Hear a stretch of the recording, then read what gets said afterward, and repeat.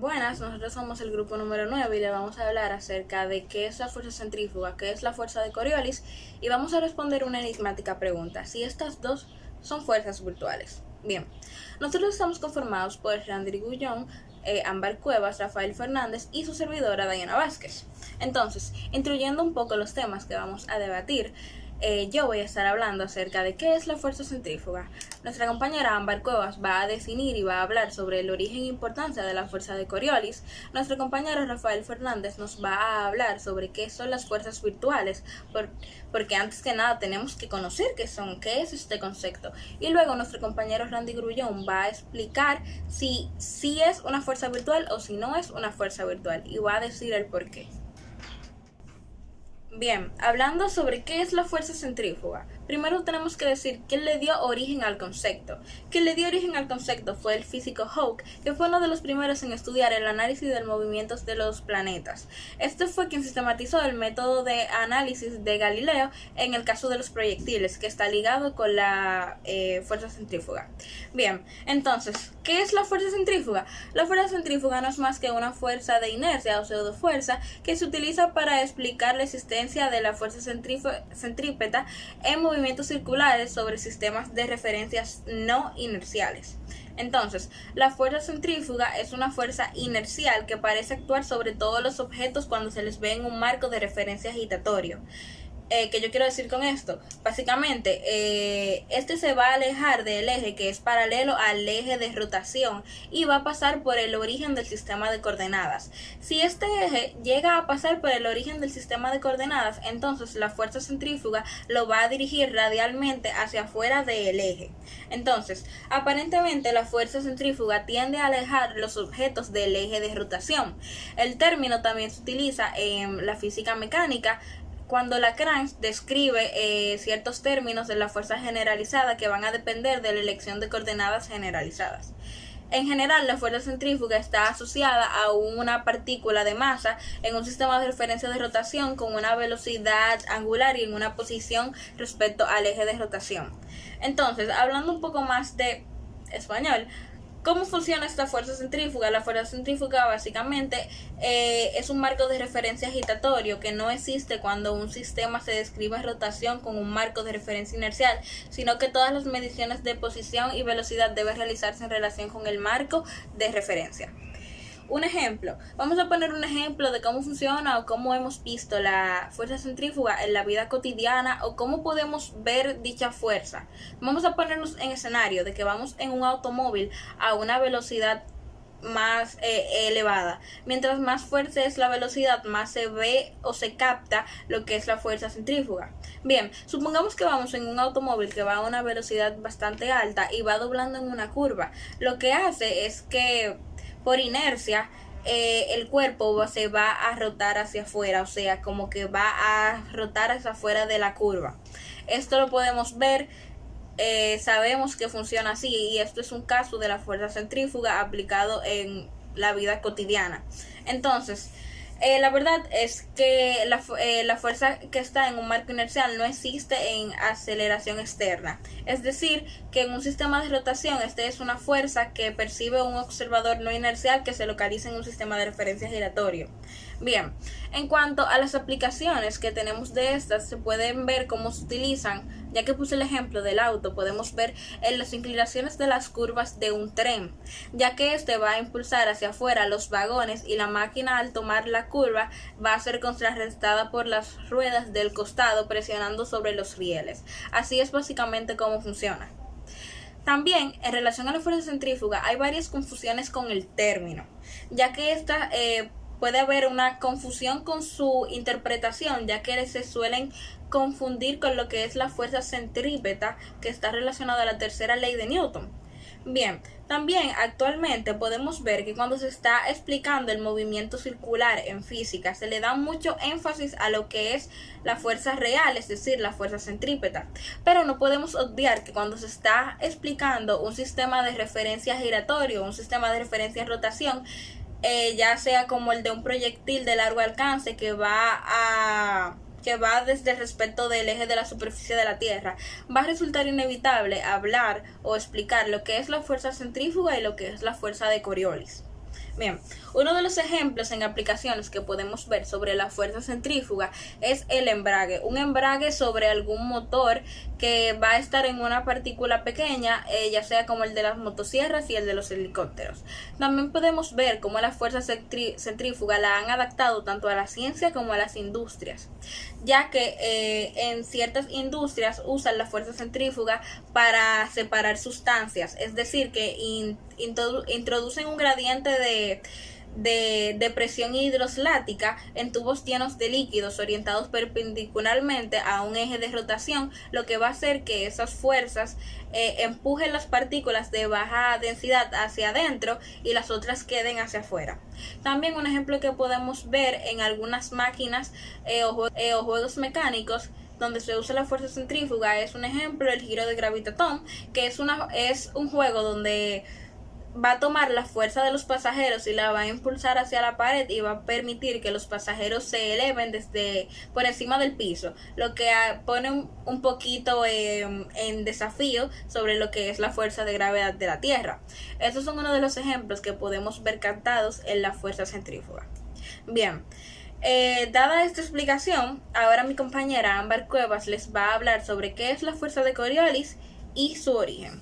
Buenas, mi nombre es Ámbar Cuevas y yo estaré hablando acerca de lo que es la fuerza o el efecto de Coriolis, no sin antes entrar un poquito en contexto acerca de la misma, es decir, hablar un poquito acerca de cuándo, cómo se descubrió, quién la descubrió y sobre todo cuándo este comenzó a ser, pues, técnicamente considerado como un término como tal. Entonces, en principio, el efecto o la fuerza de Coriolis podría ser definido o descrito como uno de los fenómenos más importantes y también impactantes que ocurren en la Tierra. Esto es debido a que el efecto Coriolis es una fuerza mediante la cual se sujetan los fluidos del planeta que se encuentran en constante desplazamiento. El mismo fue descrito por primera vez en el año 1835 por Gaspard Gustave de Coriolis, quien fue un matemático e ingeniero y también físico mecánico de origen francés. Él mismo, pues estudió por primera vez lo que fueron los temas de transferencia de energía en los sistemas de rotación. Como tal, la fuerza de Coriolis comenzó a ser mencionada alrededor del siglo XX, mientras pues se empezaba a comprender lo que era la circulación de los vientos alrededor del planeta. Entonces, ¿qué es el efecto Coriolis? Bueno, el efecto Coriolis puede ser definido como la fuerza invisible por la cual la trayectoria del aire u algunos objetos en movimiento se modifica debido a la rotación de la Tierra, por lo cual las masas de aire se desvían en direcciones que a día de hoy son predecibles. Entonces, para entender esto, demos un pequeño ejemplo. Supongamos que estamos en un parque o en una feria de esas en las cuales hay juegos mecánicos y nos subimos a una esfera. Y supongamos que hay una persona frente a nosotros. Entonces, suponiendo que le tirásemos una pelota a esa persona mientras estamos en la esfera y la esfera se encuentra girando, el efecto Coriolis lo que hará es ocasionar que el objeto, en este caso la pelota, se desvíe y no caiga directamente en las manos de la persona, sino que un poco más alejado de la misma, es decir, a su costado. Por lo cual, a medida que aumenta la velocidad del objeto, también aumentará la fuerza de Coriolis.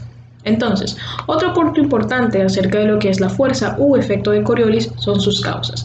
En principio, la causa directa de que se produzca este efecto es la fuerza de la rotación terrestre. Es decir, explicándolo de un poco más general, pues podemos decir que la Tierra es mucho más ancha en el ecuador que en los polos y además gira sobre su mismo eje en dirección de oeste hacia el este, por lo cual, mientras más lejos se encuentre un objeto del ecuador, mucho más lento va a ser el movimiento, puesto que la Tierra gira mucho más rápido en la línea del ecuador, por lo cual la desviación es mayor en los polos y nula en el ecuador. Entonces podremos decir que estas son las dos causas principales por las cuales existe o es ocasionada la fuerza de Coriolis, es decir, el movimiento hacia el este de la Tierra y la velocidad en función de la latitud. Otra de las causas por las cuales también es posible decir que las partes de la Tierra se mueven en velocidades distintas. Otra de las cosas importantes que debemos destacar acerca del efecto de Coriolis son sus efectos. Por lo general, esta fuerza influye mucho en lo que es el área de la meteorología y también de la climatología. En el caso de lo que es el clima. En cuanto a los patrones globales de viento y clima, este suele afectar lo que son las corrientes oceánicas y también el movimiento de objetos de transporte ya de un tamaño bastante considerable, díganse aviones o cohetes. Este efecto también ocasiona que en el hemisferio norte, es decir, alrededor de las zonas de baja presión, los vientos suelen soplar en sentido antihorario y en sentido horario en las horas o momentos de alta presión. Y esto ocurre también en el hemisferio sur, pero al contrario. En el caso de los ciclones también y huracanes, en el norte suelen girar en sentido opuesto a las manecillas del reloj, mientras que en el Ecuador o en el área debajo del Ecuador, pues ocurre en sentido antihorario. Ojo, esto no ocurre con los tornados, debido a que en comparación con los huracanes y también los ciclones, pues son mucho más pequeños.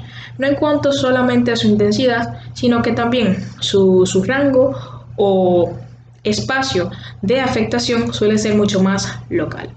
En el caso del océano, que es otro de los, pues digamos, escenarios en los cuales afecta el efecto Coriolis, pues ocurre que en el océano la misma contribuye a crear lo que son corrientes oceánicas superficiales y giros que, pues naturalmente, en el caso del hemisferio sur, giran hacia la izquierda y viceversa. Por otra parte, otra de las pues áreas o rubros que han adaptado o han sabido tomar en cuenta la existencia y también los efectos de esta fuerza, que es la fuerza de Coriolis, ha sido la industria de la aviación, debido a que la misma, teniendo en cuenta este efecto, lo que hace o ha ocasionado que muchos vuelos no se realicen de forma directa, es decir, en línea recta, ya que si fuese ignorado este efecto y también este hecho, los aviones aterrizarían en lugares muy distintos a su destino. Por otro lado, la fuerza de Coriolis también tiene efecto importante en objetos grandes, como ya mencioné anteriormente, pero también en objetos que viajan largas distancias en la Tierra. Primero, debemos de conocer qué son las fuerzas virtuales, pero antes de entrar en tema, debemos conocer su historia. Y es que el principio de los trabajos virtuales fue utilizado por Galileo, el cual nació en 1564 y falleció en 1642. Este utilizó las fuerzas virtuales para el diseño y el cálculo mecanismo y desarrollado teóricamente con un enunciado un poco más matemático y formal por Lagrange en 1736 y 1813, ya que desarrolla la teoría variacional y escribe su mecánica analítica, donde coloca la base de dicha disciplina. Ahora bien, ya sabemos un poquito de su historia, ahora debemos de saber en qué se basa. Básicamente, este principio se basa en el principio físico que establece que si existe un equilibrio entre la fuerza interna y la fuerza externa en los sistemas elásticos. Y es que un sistema material está equilibrado en una cierta posición para cualquier desplazamiento compatible con los enlaces cuando la suma de los trabajos virtuales de las fuerzas directamente aplicadas sean nulos. Este principio es muy importante, dado que establece que una relación entre el trabajo de las cargas o las acciones exteriores que se componen luego de la solicitación, la cual puede ser esfuerzos normales, cortantes, flexores y torsores, con la energía de la deformación interna que dependerá del estado tensional y las deformaciones del cuerpo. Este principio se utiliza mucho, por ejemplo, cuando se calculan los desplazamientos en un sistema sobredeterminado.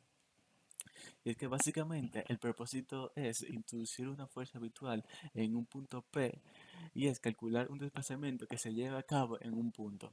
Y se asume que la fuerza virtual tiene el valor de 1 y no tiene una unidad. Entonces, la fuerza virtual F es básicamente lo opuesto al desplazamiento D. Al ser determinado el mismo principio que se aplica cuando se determina la torsión real, en este caso se introduce un momento virtual con el valor 1 en oposición a la torsión.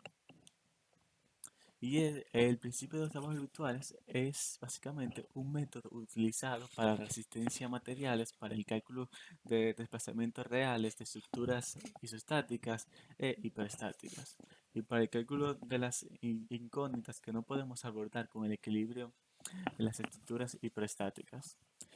Para los que no saben qué son las estructuras isostáticas e hiperestáticas, las isostáticas son aquellas que sus reacciones pueden ser calculadas con con las ecuaciones de las estáticas. Y las hiperestáticas son aquellas estructuras que usan más elementos de lo necesario para mantenerse en equilibrio, y donde si falta alguno de ellos no se va a producir el deceso de la estructura, pero si se modifica su funcionamiento estático, sí. Y básicamente el significado de los desplazamientos virtuales deben ser pequeños y producirse simultáneamente y no causar una fuerza, ni ser el resultado de otra fuerza, ni tardar en producirse. En contra de la intuición, no todos los desplazamientos reales pueden admitirse como un desplazamiento virtual. Algunos ejemplos trabajados son la barra pivotante de Feynman, una caja negra, un muelle ponderado, una escalera, un condensador, una pompa de jabón y la máquina de Atwood. Y entre otros tenemos que se demuestran los vínculos entre la mecánica y la geométrica. Y básicamente se muestra cómo las fuerzas de reacción o restricción son siempre perpendiculares a los desplazamientos virtuales. Muchas gracias. Ahora continúa mi compañero. Bien, continuando con lo que ha sido expuesto por mis compañeros de grupo, podemos finalmente dar una respuesta a la interrogante en torno a lo que se está basando, orientando la exposición. La respuesta es sí. Tanto la fuerza de Coriolis como la fuerza centrífuga son fuerzas virtuales. Pero, ¿a qué se debe esto? En primer lugar, cabe destacar que tanto la fuerza de Coriolis como la fuerza centrífuga son consideradas como fuerzas inerciales, fuerzas ficticias o pseudofuerzas, ya que ambas están enfocadas a la rotación que actúan sobre los objetos cuando los mismos se encuentran dentro de cada marco de referencia de rotación. Una fuerza ficticia puede ser definida como un efecto únicamente percibido cuando se observa un punto estacionario, que éste realiza un movimiento con respecto a un sistema de referencias no inercial que no corresponde a una fuerza genuina y que matemáticamente se representa con un vector calculable a partir de la masa de los cuerpos sobre la cual actúa y la aceleración respecto del sistema de referencias no inercial.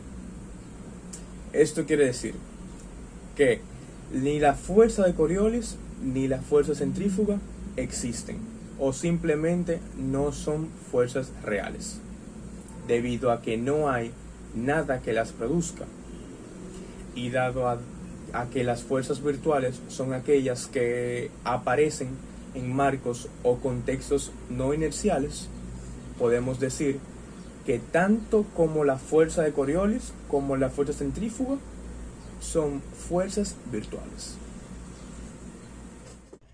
Muchísimas gracias por escucharnos y por quedarse hasta el final del video. Esperamos que la información que le hemos proporcionado sean útil y que hayan aprendido algo. Y que estén satisfechos con la gran respuesta a la enigmática pregunta: si son o no fuerzas virtuales.